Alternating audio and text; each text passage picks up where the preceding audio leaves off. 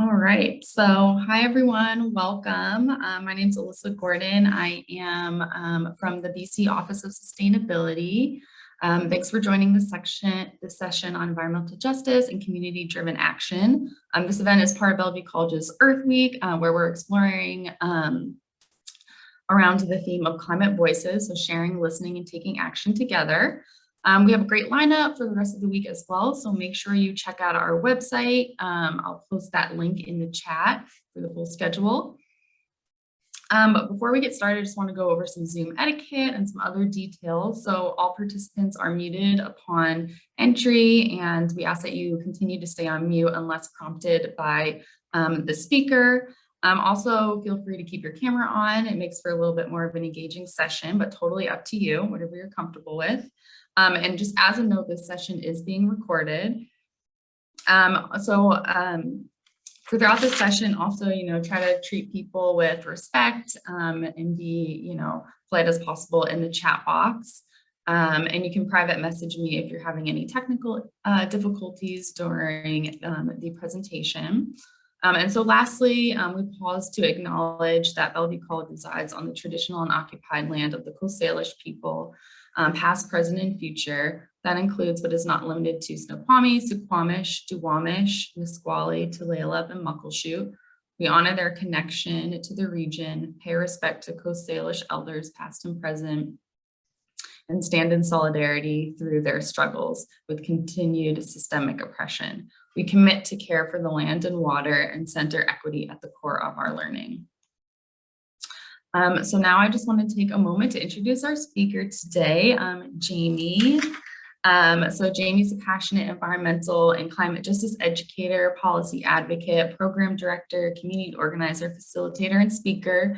She has over a decade of experience working in environmental justice related fields, including youth programming, leadership development, intergenerational immigrants and refugee programs, affordable housing and community development, food justice, air quality, and environmental health, and creation of equitable community partnerships. So basically everything. Jamie does everything.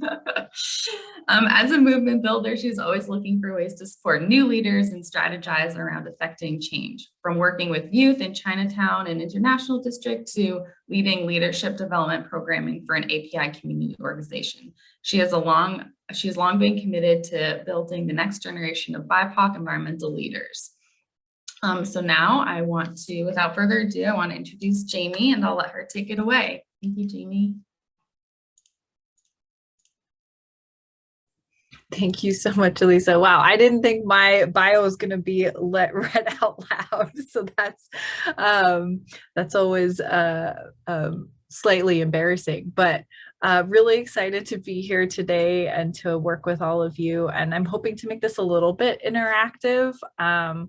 And I know that I probably have more slides than I need, so we're gonna roll with this. I'm gonna share my, can I share my screen? Can you make me screen sharing capable?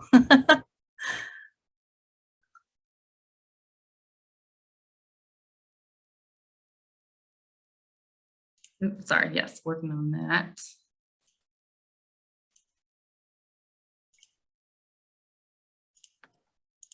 There you go. All right, awesome.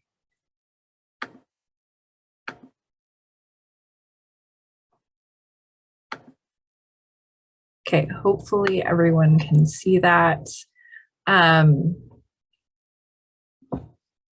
Yeah, if anyone is able to come onto video, it's always helpful for me to see people's faces, how they are engaging with the content.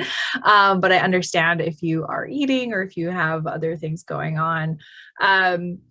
Just as a quick kind of check-in engagement, see where people are at, if you could just type into the chat box where you are zooming in from today. I'd just like to get a sense of where people are calling in from, what neighborhood or what city, or you can also say what traditional lands you are on. Awesome. Bellevue, Everett, Auburn, Kent, Redmond, Bothell, lots of Bellevue, yeah.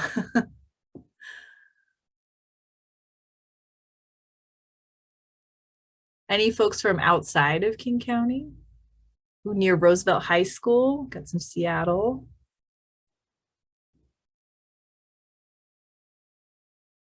Nice, awesome. Thank you all. So I always like to start off, well, first to frame all of this, oops, it's going too fast. To frame all of this, this is a quote from one of the projects that I led at King County to develop the first climate justice section of the Strategic Climate Action Plan. And I love this quote from one of our participants, Katrina, because I think this really gets at what we're trying to do. It's not a choice between equity and climate action, but really that these things can be achievable totally together. So she said, a lot of the things that our communities have already been asking for, like access to healthy food, good transportation, living wage jobs, affordable housing, all of these basic needs that communities have been advocating for decades, are also climate resilience strategies and also carbon emission reduction strategies.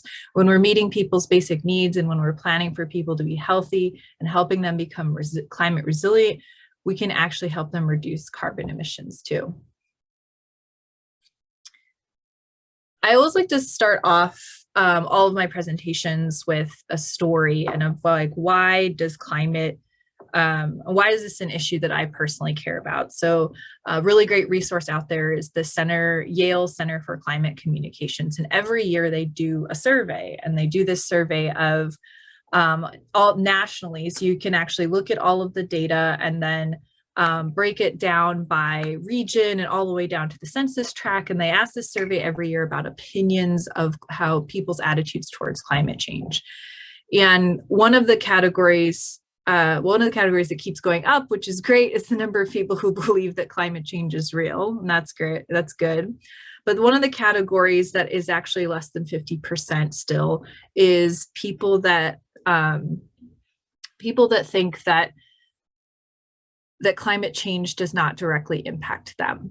And part of that is, how do we create the story? How do we connect climate change directly impacting our everyday lives so that it becomes a real thing and then can hopefully help to spur action as well and engagement with our policymakers?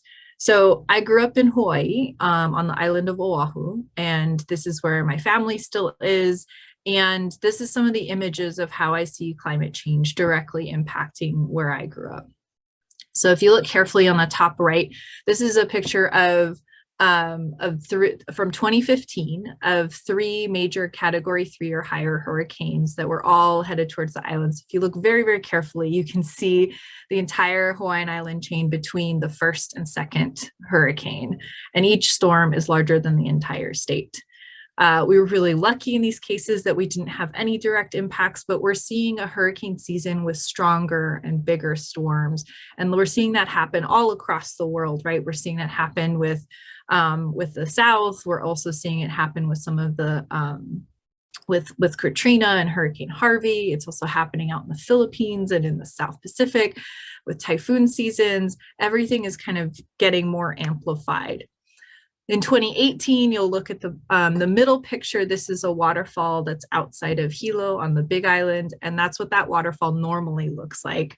And on the bottom right in the corner, that's what that same waterfall looked like in 2018 as Hurricane Lane was passing, which was the first Category 5 hurricane to get that close to impacting the islands. And luckily, it sideswiped, but it dropped about 4 feet of rain in 48 hours. So when you think about that is happening and the roads are flooding and the streets are flooding, who has access to emergency care or medical care? How do you get access to food? How are you traveling? How are you able, if you need urgent medical help, if you go in regularly for dialysis, if you have limited mobility, if you don't have a car, what does that mean in terms of your health and well-being? The other thing that happens is that every time there's a major hurricane that looks like it's headed towards us, is the ports shut down entirely. And so a lot of our we used to do runs on toilet paper way before the pandemic. That was something I was familiar with. Every time there's a hurricane coming, be one of the first things to go in the grocery store. But all of the supplies that are being shipped in, your food, your toilet paper, your medical supplies, and all of the ports had shut down. So that meant scarcity of resources on the islands as well. We're also literally seeing land disappear into the ocean, cultural sites that are impacted, that are low to subject to sea level rise.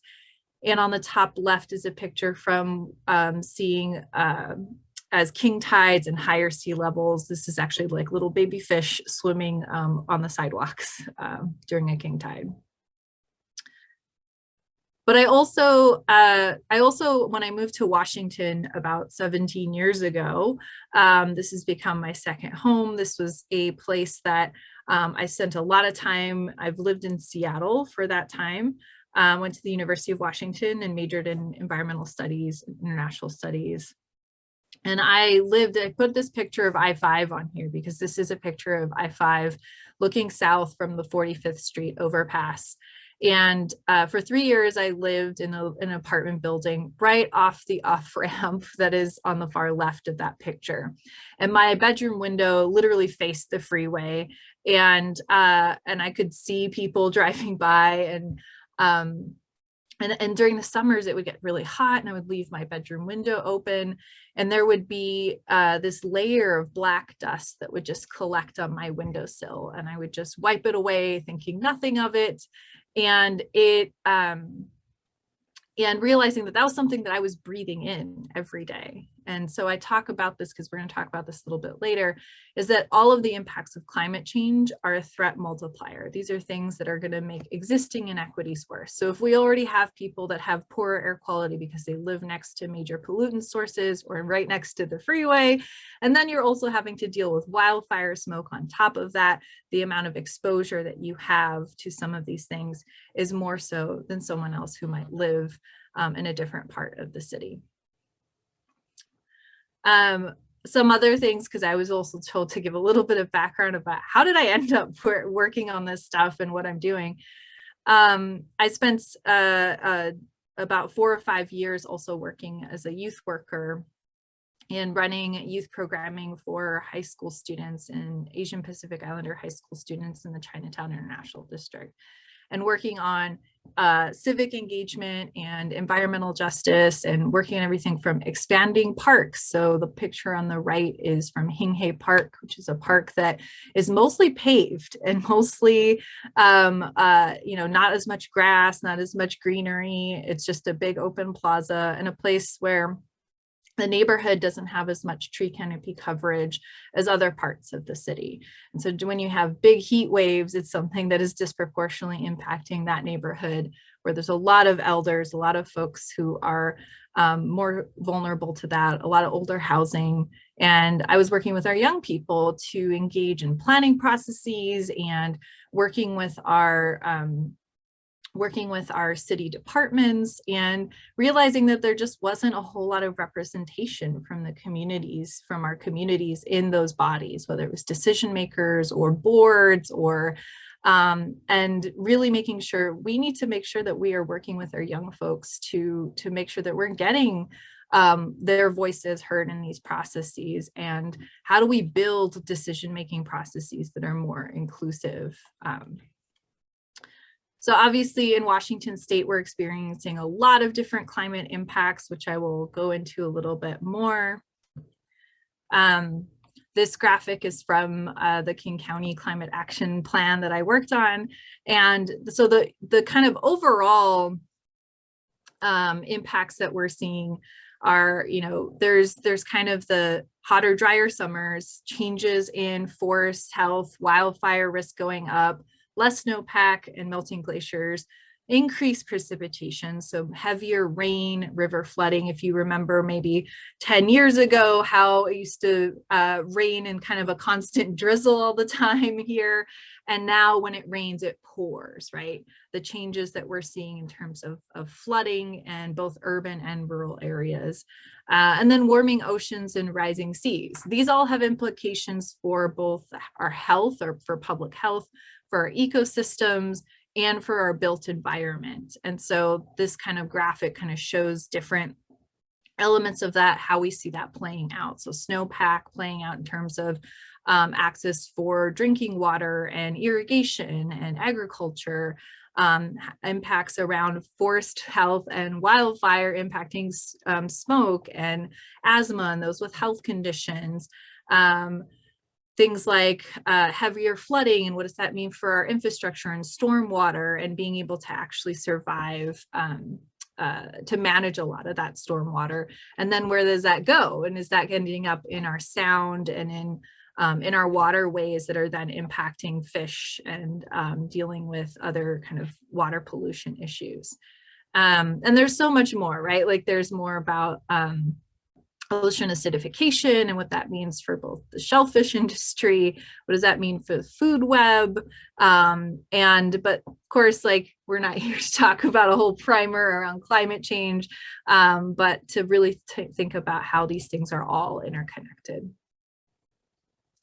So obviously, like I talked about the impacts to King County and to Washington, but we are not an island in and of ourselves, right? Like we are a place that is connected to so many other places around the world. What is happening in other areas of the world directly impacts us.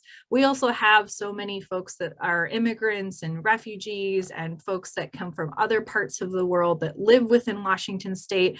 And so something that's happening in your home country or something that's happening to where your family members are, right? Like we are all impacted by those things. So drought that's happening in another place, in it's a major agricultural producer, or I work a lot with Pacific Islander communities here, and places where literally you're seeing your homelands disappear into the ocean, and the kind of, well, where am I going to move? And you have to move and immigrate elsewhere.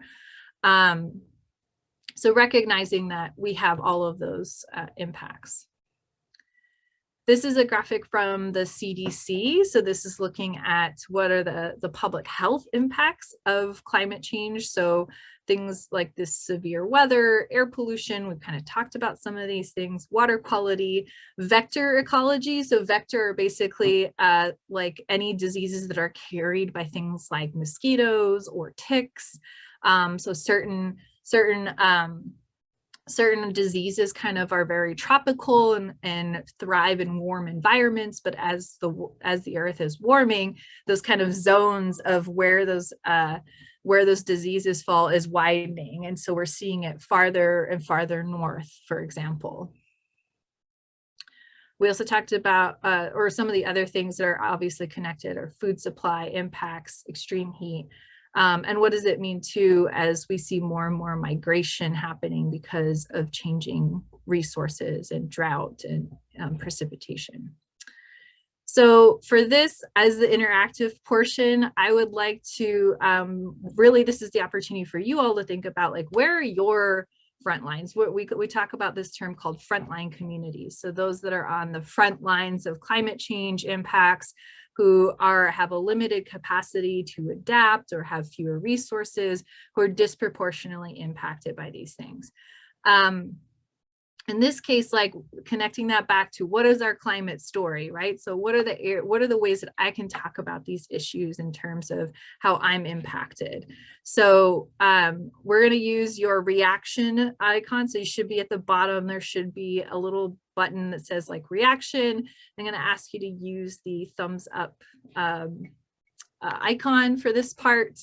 So if you can, let's do a practice one and see if everyone can do it.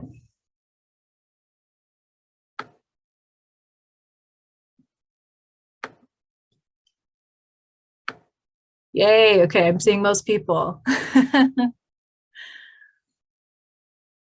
Okay, I'm gonna wait for those to clear. And so I'm gonna read a series of statements, and if it applies to you, you can do the thumbs up icon.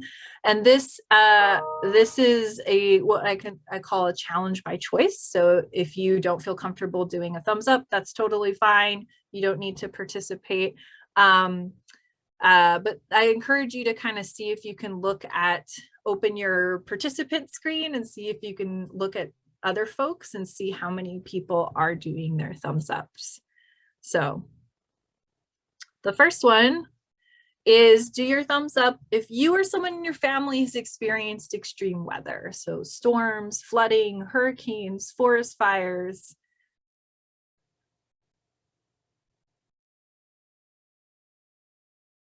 Yeah, seeing quite a few people.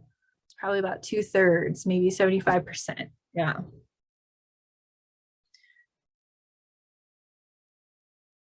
So we've talked about this too, right? The implications of who this is potentially disproportionately impacted. The other thing to consider is after those events, who has the resources and capacity to be able to rebuild, right? Who's getting the loans? Who has the money or the generational wealth to be able to rebuild, say, their storefront or their home that has been impacted by more extreme storm events. For those of you that remember our snowpocalypse, right?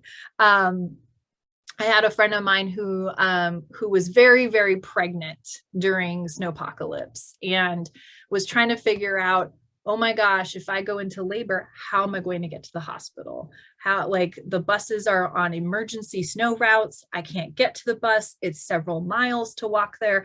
I don't have a car that can handle that kind of snow, right? So thinking about who would be impacted by these extreme weather events disproportionately. Thankfully, she did not go into labor during that part, but after the roads had kind of melted. Thumbs up if you or someone in your family has asthma or trouble breathing.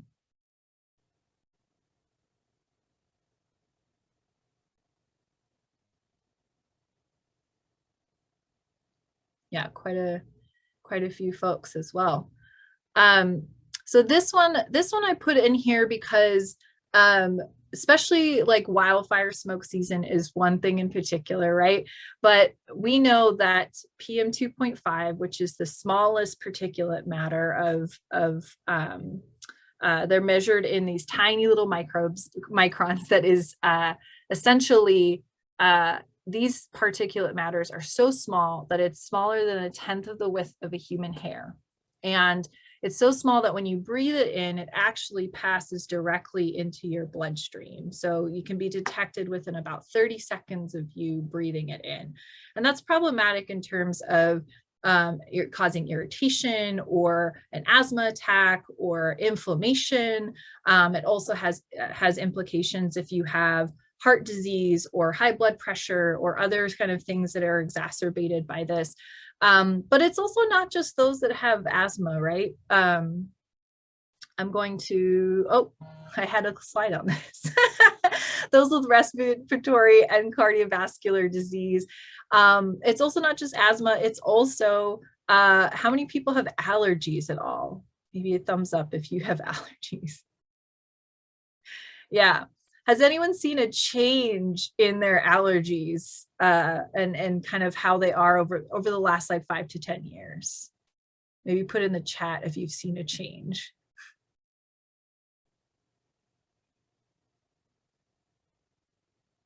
Yeah, quite a few people. Yeah, so the pollen seasons have changed dramatically as well because we're getting warmer and warmer springs, and it's starting earlier. Thank you, Becca. It's starting earlier and seems to go longer. So that's another thing that climate change is impacting. So thumbs up if you have been late to school or work because of traffic or issues with public transportation.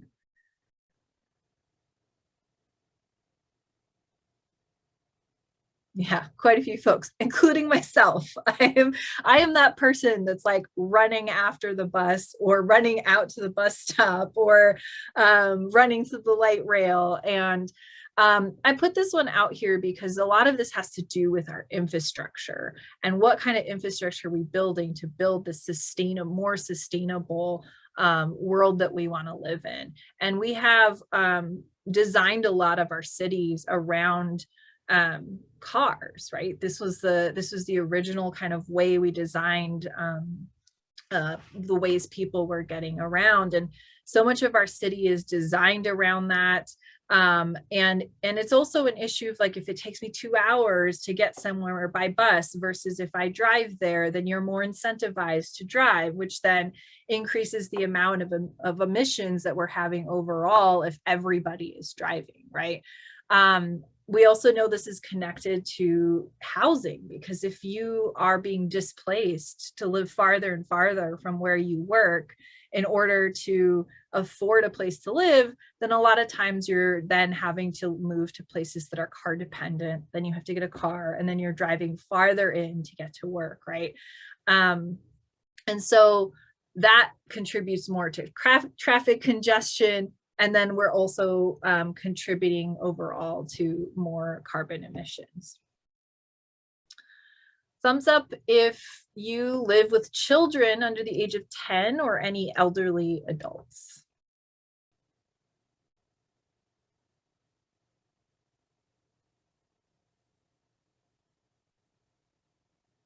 Yeah, looks like a couple of folks.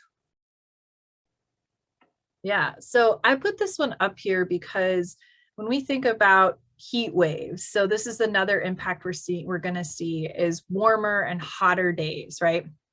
More high heat days as we go into the 2050s.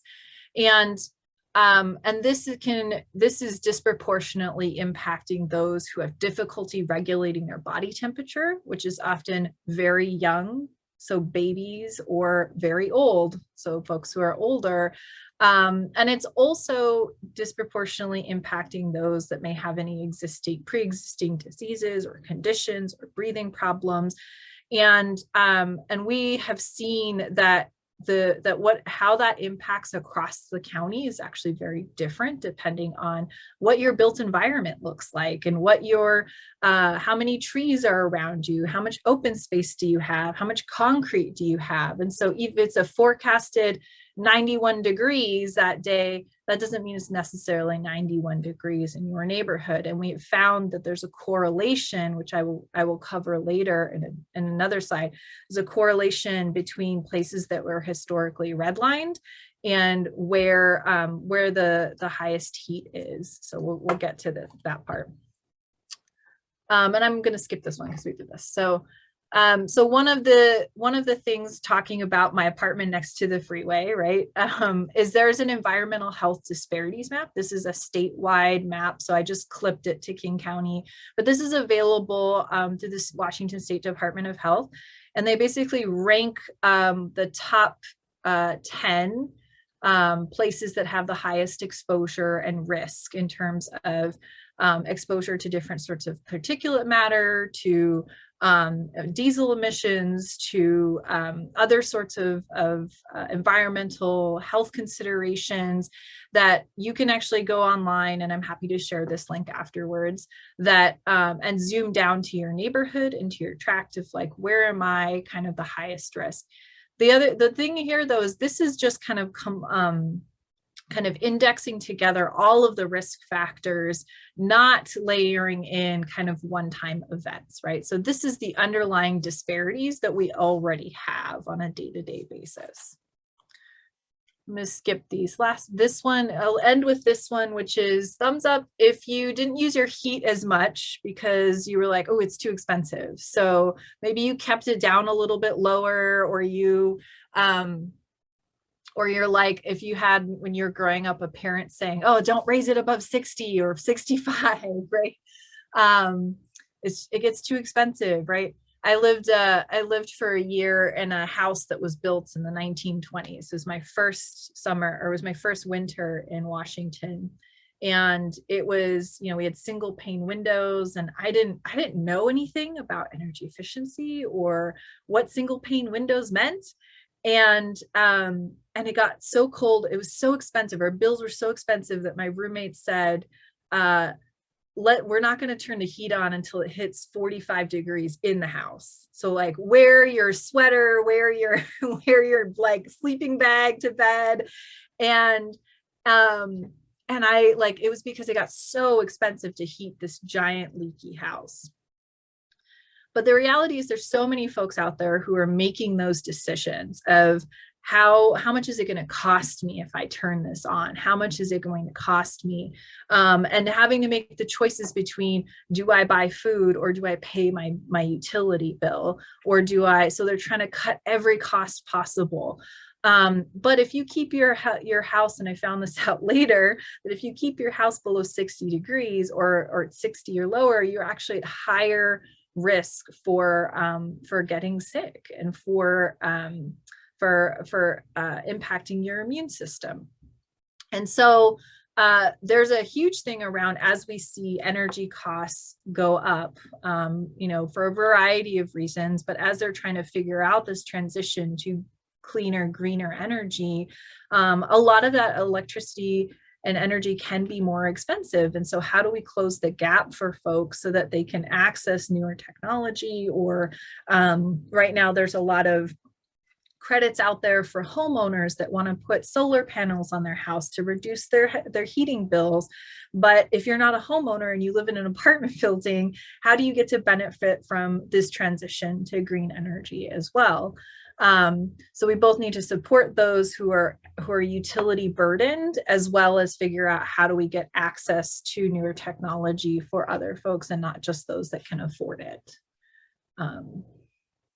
So I wanted to share this graphic because all of the root causes, all of their sensitivity to climate change is impacted by all of these different factors, right? So we're not just looking at where you live or your age or your health conditions, but there's also some root causes to who is disproportionately impacted that have a lot of legacy in racial segregation, in poverty and income inequality, access to education opportunities, what neighborhoods got invested in, what neighborhoods had just gotten I-5 built through them, for example, what neighborhoods got listened to during public processes, what communities did or didn't, what about language access, right? So social factors are looking at access to basic needs, housing, reliable transportation, healthcare. And it's important for us to approach this looking at all of these things. So most times we're kind of looking at, the biological factors, the social factors, but really this is a systemic issue, right? So speaking of systemic issue, if we take Seattle as an example of one of the things that are contributing to this is looking at downtown Seattle. So we literally changed the landscape there. There was the initial displacement of Native people from the downtown core. So if you look at that middle picture, this is what the Duwamish River originally looked like. It was a meandering river that had a big floodplain and kind of led out to these mud flats that were a big shellfish harvesting grounds for Native folks in the Duwamish tribe.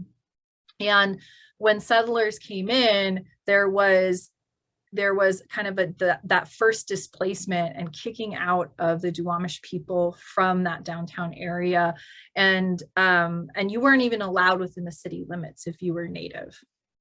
The other thing that happened was they literally took there used to be sea cliffs, and so that picture on the bottom left is the original landscape of downtown, of taking the sea cliffs, and then they took these high pressured water hoses. So if you look very carefully in the middle, you can see a guy with a jet of water coming out. And they just tore down those sea cliffs and then filled in the mud flats to create new land. So that is where downtown Seattle is today. That's all what they call fill soil. So they filled it in, right? It's it's very vulnerable during an earthquake because the soil will liquefy in that area. But there are a lot of choices that were made in terms of the natural environment that have direct impacts into how, so obviously downtown Seattle is more vulnerable to earthquakes now because of that, right? The other things that happened was the picture on the right is the river got channelized, which means it got straightened. And this made it easier for commerce, for ports, to ship goods and stuff. But it was also before there was an EPA or a Clean Air Act or a Clean Water Act. And so a lot of industry set up on this river. And back then, the solution to pollution was dilution. So it meant if we just, water it down enough, or if we just build a tall enough smokestack, then it kind of like will disperse, right? And so a lot of this area is heavily polluted, and there's a Superfund site in this area as well. And that's in the South Park neighborhood, which is also one of the neighborhoods that will be disproportionately impacted by sea level rise, and is also a neighborhood that is predominantly Latino and people of color and lower income residents. So all of these legacy decisions that were made are directly impacting people that live in that neighborhood. The other thing that happened was redlining and racially restrictive covenants, which is redlining was a practice to basically that was endorsed by the federal government and by banks to essentially designate certain neighborhoods as undesirable or hazardous, and they would only lend to people of color in the undesirable neighborhoods. And then if you were white, they would steer you towards the more desirable neighborhoods and essentially not give you a loan if you wanted to live in any of the red areas of Seattle. This happened all over the country. It's like there's almost every major city in the United States has something like this. It was a practice that was happening all over. If you really want to dive deeper into this whole thing and understand that, there's this really great book called The Color of Law. And then the other thing that happened was racially restricted covenants. So the first one was endorsed by government and by banks, that's redlining.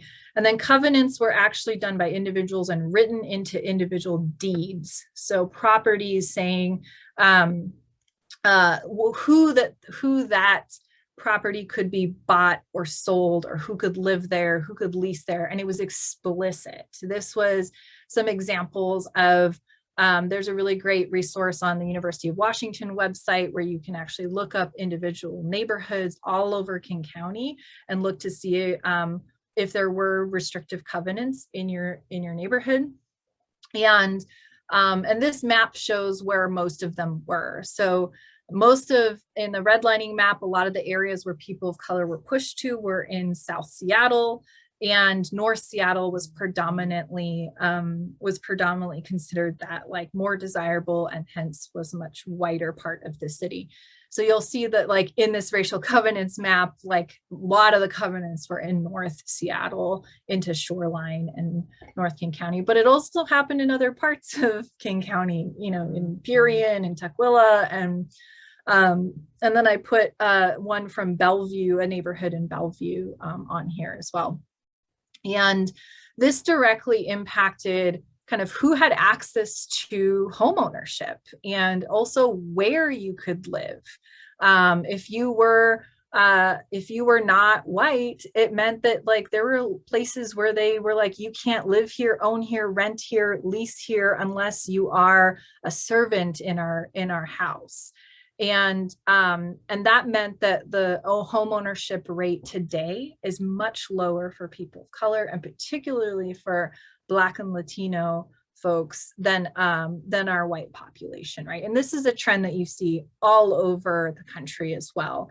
And what does that mean in terms of if your family was able to own their home, build equity, and then you have a little bit more, you could take out an equity loan to then send your kid to college, which means then your kid can like get a college degree and then maybe get another job without debt, like, or maybe you help them with their first down payment on a house, right?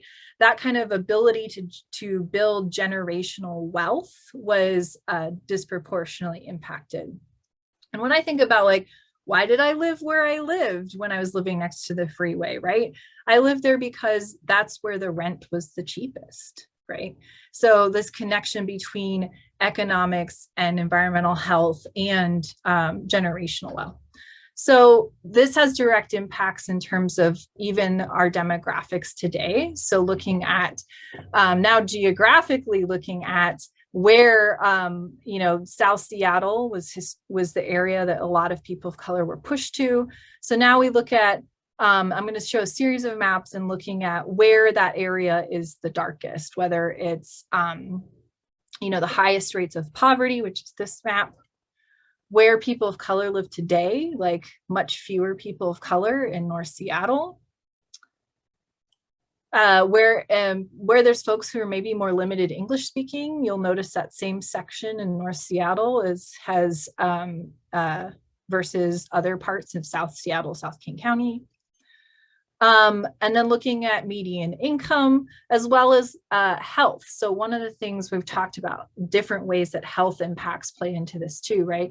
The underlying base is that we have less opportunity and poorer health outcomes, particularly in South Seattle and to South King County. There's actually a 10-year life expectancy difference between South King County and North King County. So, and now we're just adding more layers onto this, right? So now we look at like other layers in terms of health outcomes, and you'll see that it's South Seattle to South King County that continues to have that darker red of a lot of outcomes, everything from diabetes to life expectancy to, and I linked the environmental health disparities map again here. Air quality, we talked a little about this, but I put a screenshot from, I think this was 2 years ago when we had really poor air quality. The wildfire smoke blanketed the entire state, right? It was bad everywhere, but it was especially bad for folks who imagine all these layers of other health conditions, where you live, whether you live next to the freeway, and then you add on the wildfire smoke, right? So thinking about who gets that extra layer that is making it even worse for you. Then we have this conversation of like, who has to be outdoors when that happens? A lot of our farm workers, our essential workers, even our bus drivers, like they're having to constantly open doors, close doors, right? During wildfire smoke season, when it got really bad, they said, try not to go outside at all. But what happens if your job requires you to be outside all the time? And particularly this was exacerbated during COVID when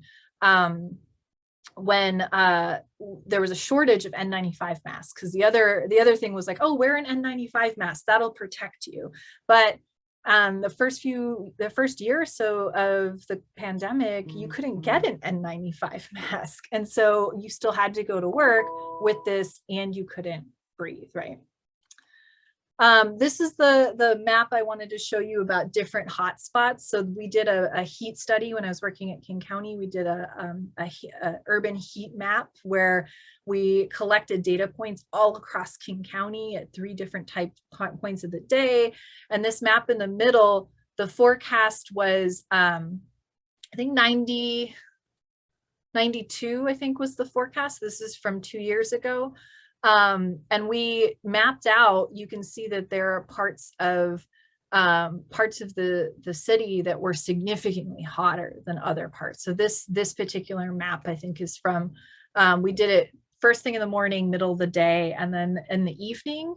And this map is from the evening. So in the middle of the day, you see the whole area is real hot, like even out in Falls City and Issaquah, those areas were just as hot, up in like the mid 90s. They were dark red. However, the key issue is how quickly does it cool down when you're trying to go to bed or you're trying to go to sleep and get a quality night's sleep.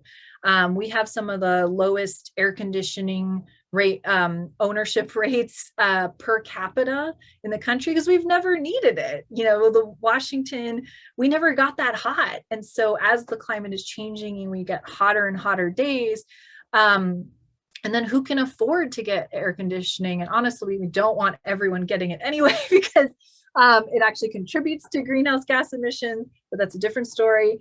But other parts of King County, especially where there were more trees, you'll see the light blue cooled down faster. And then that really dark red strip in the middle, that's in the Green River Valley, where there's a lot of industrial and warehouses, lots of cement, lots of what we call impervious surfaces that absorb heat and retain it. So if you don't have as many trees, you don't have as much green space, it'll actually hold on to that heat overnight, which then if you live near these areas, you don't sleep as well. And if you don't get quality sleep, then maybe if you're a student and you have a test the next day and you're going to go to take your final, you're probably not going to do as well, right?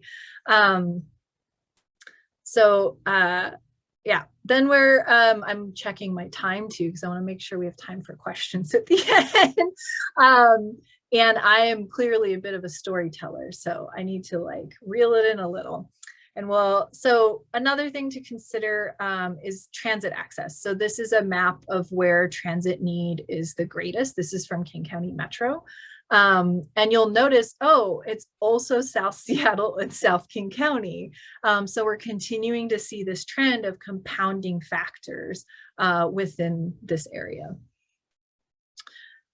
One last thing I didn't touch on that much so far is like we've talked a lot about health impacts, infrastructure impacts, economic impacts, but there's another aspect here, particularly for people of color and indigenous communities, is this piece around cultural loss, right? In Washington, we have several tribes who are working on climate adaptation, but there are cultural sites being lost. The Quinault, I think, are moving their traditional village because it's about to be inundated with sea level rise. And so they're having to move it up to the bluff. There's also, in terms of traditional foods access, as certain species are now like growing at higher and higher elevations, or they're dying off because they're not as drought tolerant. There's lots of impacts to that. In a lot of our Pacific Islander communities, I was talking with some folks who are Samoan, and they said, our kids are growing up at a place where they're not going to know where all our stories come from, where all of our traditions come from, because our next generation or the generation after, like our homelands are literally disappearing into the ocean. And so there is this like heartache and cultural piece that is very real that we need to acknowledge as well. This is a graphic that I think cut off at the top, which is basically saying that, I wonder if I can move it. I probably can't move it. That environmental racism is nothing new, right? This is something that has been going on for a long time, that race is a significant factor in terms of exposure to different environmental hazards and waste, and is something that has happened all over the country. And as well as when we think about who is impacted on a global scale, like as we're building more and more electric cars, where are the materials for those batteries coming from and being harvested? And what are the conditions that folks are working in? So even our solutions need to be thinking about who is impacted.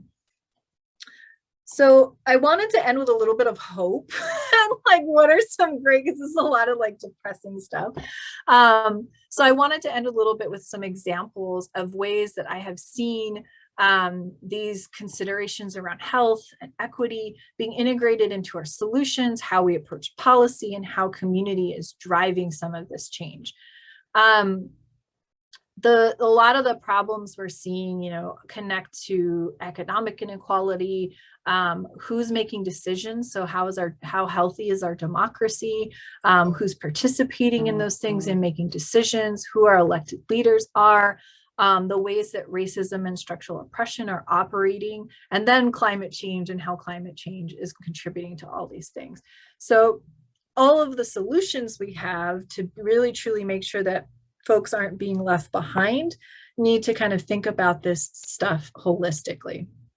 I'm not going to talk about this a lot, but if you want to dive more into this idea of like how do we create a just transition, which is to move, essentially, how do we move from an extractive economy to a new living economy without leaving people behind? Like, how do the coal workers who are just trying to put food on their tables and provide for their families, how do we make sure that they are able to find another living wage job that can then continue to provide for their families as we transition to cleaner, greener, a cleaner, greener economy? So looking at all of those pieces, you can Google this and find it online. There's been a lot of great regional climate justice work that's happened. I am just highlighting a couple here. Some of these are actually community-led and community-driven, which are community-based participatory research projects. The Our People, Our Power, Our Planet was one of the things that I got involved in when I worked in the Chinatown International District, to have a people of color-led research project to show how we were talking about climate change and using different language. The Environment and Equity Initiative agenda at the City of Seattle, which was to have kind of a community-driven policy agenda by those that were most impacted by the issues. Multnomah County down in Portland was one of the first to really integrate that perspectives and equity into their climate action plan. And then I'm going to talk a little bit about the King County climate action plan and what I led there. Some examples of like, well, what does this look like if we were to change, like at the systems level, change some of these outcomes, and how would our knowledge of disproportionate impact change our decision making? And so this is an analysis of electric buses, and as King County moves to zero emission electric buses, if they were to implement, they're not going to implement everywhere at once, but they're going to start in one place. So they were like, where should we start first to have the biggest impact in terms of improved air quality and health outcomes? And they did this analysis looking at air quality and looking at health and looking at income and looking at and determined, yeah, we should probably start in South King County. So they actually I think they just opened up the charging bases at the South base recently. And this is kind of like, you know, they probably would have picked actually Bellevue originally because that was the easiest place in terms of infrastructure and space to do it. But this changed their decision because they were like, well, actually, let's start where we can improve outcomes the most. Another initiative that's happening is doing the same to compare open space and green space. And the King County Land Conservation Initiative is actually trying to pool money and to focus on acquiring more parks and open space and start in places that have less access, and figure out how we can partner with other jurisdictions or cities and help them kind of have access to more funds and be able to have more green space and trees, and that would have a direct impact on things like our high heat days and heat resilience. One thing that we also worked on was language access. This is a big thing in terms of like, as we do climate work, sometimes it's really inaccessible or confusing, or how do we make sure that more of this information reaches a lot of our communities? So making sure that we have examples of things that could be in relevant languages. And how do we move from not just communicating, because in some cases we got to make sure we're communicating things out, to actually partnering with and working directly with those that are the most impacted. And so an example of that is this transcreation project I worked on, which is the bottom left. It's in Samoan and Arabic in this case, where we worked on a material that we could build that used culturally relevant examples and then took that and translated it, and is a resource that now that community can use regularly. And if you look carefully, you can see the globe actually shifts in each of these because the examples we're using were different. And so having not just cross the board translation, but actually doing this in a way that benefits communities. So I'm going to skip through these last ones so I can open up. If you have some questions, feel free to start dropping them in the chat so that I can get to them once I finish this part. But really how we partner with communities is really important. Government in particular, academia, it's often been really extractive in a relationship of like, I go in, I ask my questions, I take that, I pull it out, I make my report, I publish it, or I turn it into a plan, and then I either don't go back to communities and explain what happened or how that impacts them, or I'm not compensating people for their time, or I'm not truly changing the decision-making structure of how this is done. And so how do we shift more from a kind of tokenization and placation to more of having community own some of these topics? And so one of the things I did was start the Climate Equity Community Task Force at King County. And we worked together over a year and a half to develop shared priorities around how can we integrate climate justice into the county's strategic climate action plan. So we took all of these topics we've been talking about through this whole thing, and we're like, how do you turn that into policy recommendations? And we built 8 different focus areas. And this was like on top of, there's a greenhouse gas emissions reduction section, and there's also a climate adaptation section. But we were like, no, we want something that looks at this intersectionally and actually looks at all the connections and adds in new things like supporting community leadership, or creating green jobs and pathways for people, or addressing food and housing. Food and housing were not in the original climate plan, right? And so seeing those connections between how we live and our systems, and directly building climate strategies around that. I'm going to skip to here. This is another community-based participatory report specifically on the energy side. So energy justice, and looking at who's disproportionately impacted by rising energy prices.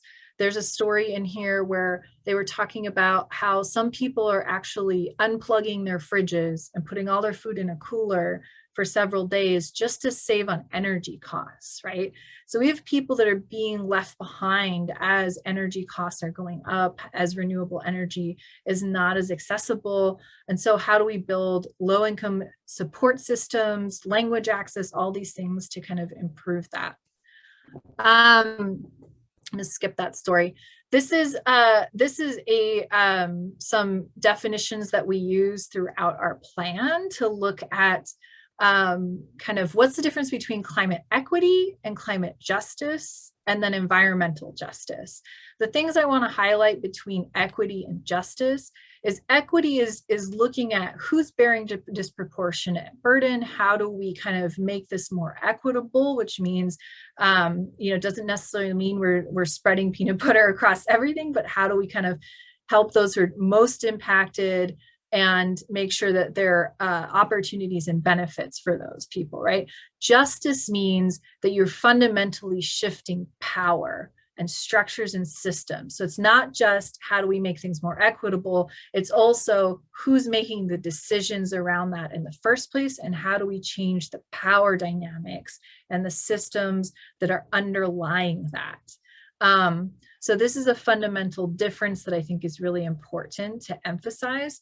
And an environmental justice is like kind of bigger, like climate justice is one piece of environmental justice. There's a lot of other environmental justice issues out there that I'm sure folks can read up on as well.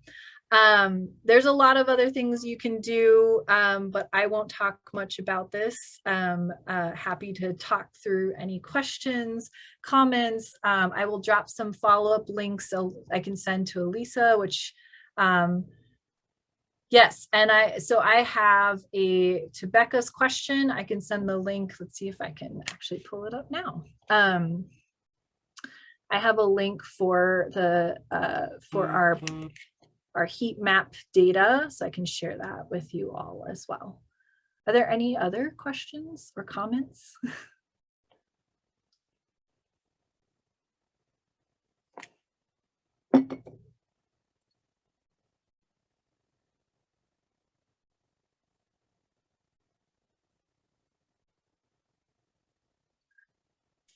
if before you sign off, I'd love to hear in the chat something that you're taking away with you today.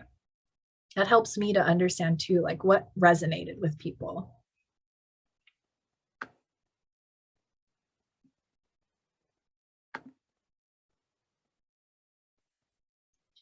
So if you can take a moment. Marie, thank you for that question. So that question I think is super important because people who have access to any sort of like, it's important for every single one of us to think about what is the access to power or access to privilege that I do have. I recognize that, you know, English being my first language, being that I worked in government and I knew how to navigate systems and bureaucracy, that I understood how to register to vote even, that how could I utilize that knowledge, that skill set and access to resources to support those who didn't have that. So it could look like volunteering your time. It could look like donating to grassroots-led organizations that are trying to do that work themselves. So some of our task force members were organizations that really struggled with you know, getting funding just so that they could do direct services, so they could do voter registration drives, so they could, you know, print the climate paperwork they wanted, right? Like, so monetary resources are really helpful.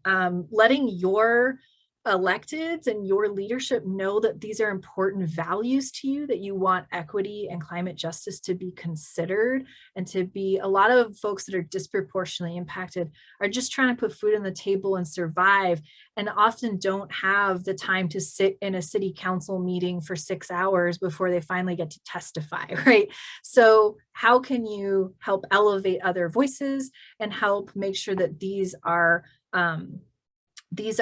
values that should be integrated into all of our work, that we're actually resourcing these things, and that we're supporting the integration of equity into all of these spaces. I hope that answers your question a bit.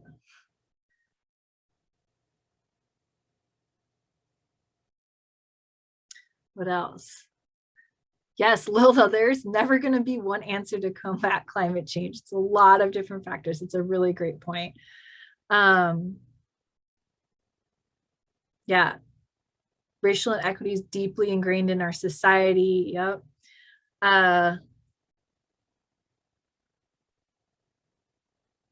Yeah, equitable reduction of greenhouse gas. Yeah, Cindy, oh great, working on a clean energy task force for Seattle Public Schools. That's fantastic.